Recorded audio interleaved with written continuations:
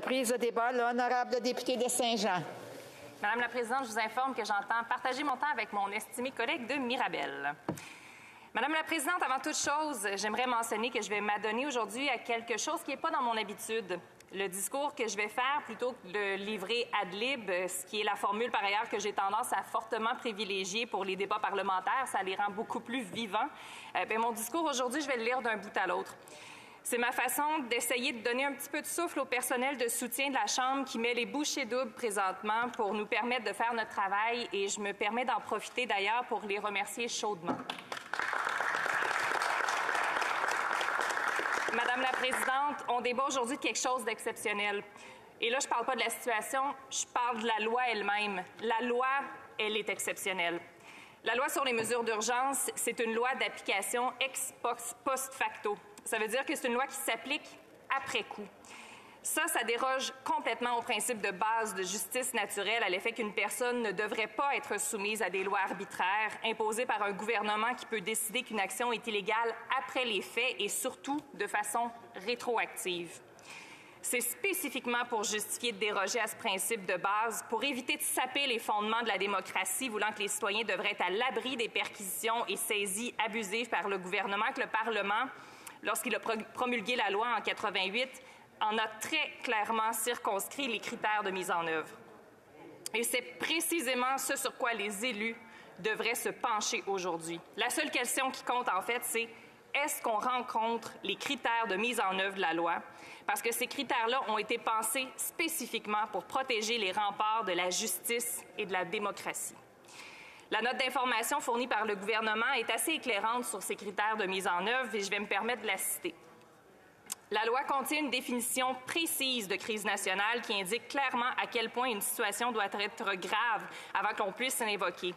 Une crise nationale est une situation urgente, temporaire et critique qui met sérieusement en danger la santé et la sécurité des Canadiens ou menace la capacité du gouvernement du Canada de préserver la souveraineté, la sécurité et l'intégrité territoriale du Canada.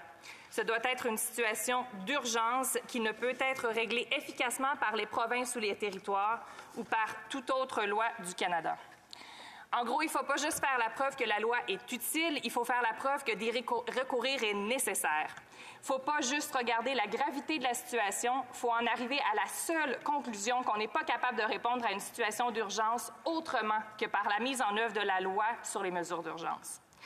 Le problème, Madame la Présidente, c'est que j'ai écouté les discours des parlementaires qui soutiennent le recours à la loi jusqu'à date. Je les ai écoutés de bonne foi au cas où j'entendrais un argument qui me ferait douter de ma propre position, mais à date, il n'y a rien qui m'a convaincue. J'ai envie, Madame la Présidente, de vous présenter un florilège de certains arguments entendus depuis le début des débats et de vous proposer mes pistes de réflexion en réponse. Bon, on a malheureusement entendu des discours complets par lesquels on a tenté de justifier l'application de la loi parce que, bon, par exemple, la situation qui a prévalu a empêché la population de profiter de la beauté d'Ottawa ou encore parce que les gens n'ont pas pu aller dans les musées ou encore parce que des entreprises n'ont pas pu ouvrir. Madame la Présidente, on pourrait penser que c'est même un petit peu ridicule là, de souligner ces arguments qui ont été utilisés dans le cadre du débat qui nous occupe, mais si je le fais, c'est parce que ça n'a pas été anecdotique de recourir à ces arguments-là. On a entendu plusieurs députés tenter de se justifier par des arguments qui étaient à des lieues de ce qui constituerait ne serait-ce qu'un début de l'ombre d'un iota de situation d'urgence nationale. Madame la Présidente, je vous soumets que c'est révélateur de la pauvreté de l'argumentaire au soutien de l'application de la loi. On a aussi entendu comme argument, il y a 72 % de la population qui est d'accord avec le recours à la loi. Madame la Présidente, je trouve pour le moins épeurant que pour justifier le recours à une loi d'exception, on s'en remette à un sondage. Évidemment, dans les critères que je vous ai énoncés plus tôt, il n'y a rien qui dit à partir de tel pourcentage d'appui populaire, c'est justifié de recourir à la loi sur les mesures d'urgence. Une chance du maudit. Ceci dit, je me permets quand même le commentaire suivant.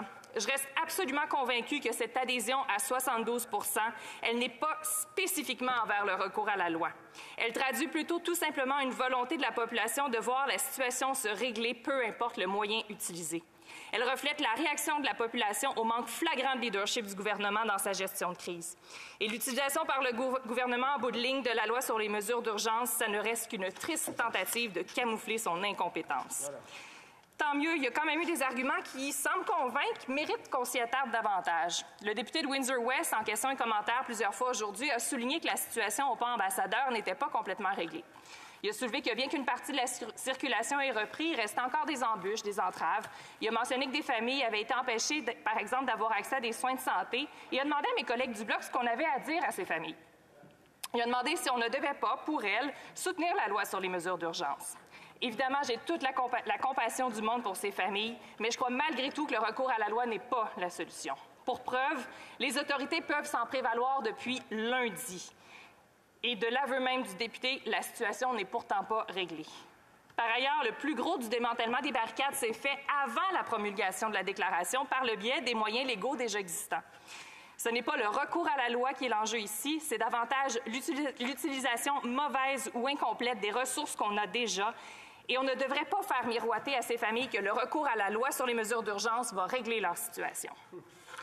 Le chef du NPD et plusieurs de ses collègues ont également évoqué comme argument le fait que la situation était urgente, notamment parce que dans les occupants, plusieurs ont commencé à en appeler au renversement du gouvernement en place, qu'il y avait carrément sédition. Madame la Présidente, j'ai fait une bonne partie de mes études à l'UQAM. Il y avait pratiquement à chaque semaine une manifestation qui appelait à renverser le gouvernement, puis une chance, personne n'a demandé l'application de la loi sur les mesures de guerre. Si ça avait été le cas, Montréal aurait été constamment en situation d'urgence. Plus sérieusement, je doute que le critère de crainte sérieuse et réelle pour la souveraineté de l'État trouve application ici. Si on se fie à la définition de Max Weber, le gouvernement n'est pas sur le point d'avoir perdu le monopole de la violence légitime et on n'est pas en situation d'insurrection. Quant à l'intégrité du territoire, je veux bien que les Ottaviens soient chauvins, mais la prise d'assaut d'un périmètre de 3 km², malgré le statut de la capitale nationale dont Ottawa jouit, je doute vraiment que ce soit assimilable à l'effritement de l'intégrité d'un territoire d'un pays qui fait autrement 10 millions de kilomètres carrés. On a entendu aussi comme argument, « Ah oui, mais les policiers nous ont dit qu'ils n'auraient pas pu faire tout ce qu'ils ont fait sans la loi sur les mesures d'urgence. » Bien, d'une part, de mon côté, ce que j'ai surtout entendu des policiers, c'est que la loi était utile, sans les entendre sur pourquoi elle était nécessaire. Et mes collègues du Bloc ont brillamment exposé de quelle façon les lois déjà existantes permettaient la prise concrète d'actions sans recours à la loi sur les mesures d'urgence.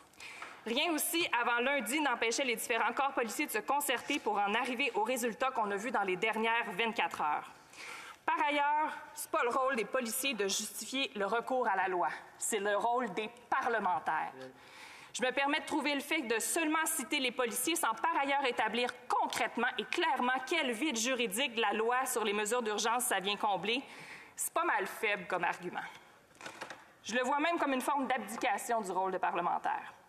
Par ailleurs, le député qui s'est principalement basé sur l'opinion des policiers pour justifier son soutien à la loi en question, un de mes collègues a mentionné qu'il n'était pas certain à 100 % que de recourir à la loi sur les mesures d'urgence, c'était la meilleure des choses à faire. Madame la Présidente, la loi sur les mesures d'urgence, c'est le genre de loi qui mérite qu'on soit plus certain que ça quand vient le temps de l'appliquer et qu'on ait au moins essayé au préalable de régler la situation autrement. Autre argument évoqué, il y a un collègue qui a soulevé ce matin que la loi sur les mesures d'urgence a probablement découragé les manifestants de venir gonfler les rangs des occupants déjà sur place. Je trouve particulièrement dangereuse la pente glissante à l'effet qu'on puisse même considérer l'application de la loi sur les mesures d'urgence dans le but d'obtenir un effet dissuasif et qui plus est, de façon préventive. Par ailleurs, de lundi à vendredi matin, pendant que la loi est effective, rien n'a découragé les manifestants de faire la fête, d'organiser des barbecues, de se prendre un spa en plein milieu de la rue. C'est pas la loi qui a eu un effet dissuasif, c'est le déclenchement finalement d'une action concertée des policiers. Je me permets de citer Jim Watson qui disait d'ailleurs ce matin « Ces opérations policières auraient dû avoir lieu dès le 2e jour. » L'important, c'est pas juste qu'elles auraient dû avoir lieu, c'est que même sans la loi sur les mesures d'urgence, elles auraient pu avoir lieu. Finalement, on nous a servi comme argument qu'on devrait soutenir la loi sur les mesures d'urgence parce qu'elle est souhaitée par la Ville d'Ottawa et par le gouvernement de l'Ontario, qui ont, pour eux aussi, promulgué leur propre loi d'urgence. Madame la Présidente, l'approbation des provinces est un garde-fou qui sert à baliser l'application de la loi et non pas une justification unique permettant de l'invoquer. Encore une fois, les critères ouvrant à la mise en œuvre de la loi sont bien définis et le seul fait pour une province d'en faire la demande n'est pas un de ces critères. Si ça l'était, il y aurait malheureusement à craindre un usage injustifié de la loi dès lors qu'une province perdrait le contrôle d'une situation et ce, sans avoir à faire la preuve au préalable que toutes les solutions possibles ont été tentées et que la province est dans les faits à court de ressources. Bref, Madame la Présidente, je demeure sur ma faim. J'attends encore d'entendre un argument qui me ferait changer d'idée d'ici lundi, mais je dois vous avouer que j'y crois de moins en moins. Le gouvernement n'a pas rempli son fardeau de nous convaincre qu'on n'a pas d'autre choix que de recourir à la loi, comme la loi le prévoit par ailleurs. Et dans le contexte, je vois difficilement comment je pourrais me prononcer en faveur. Merci, Mme la Présidente.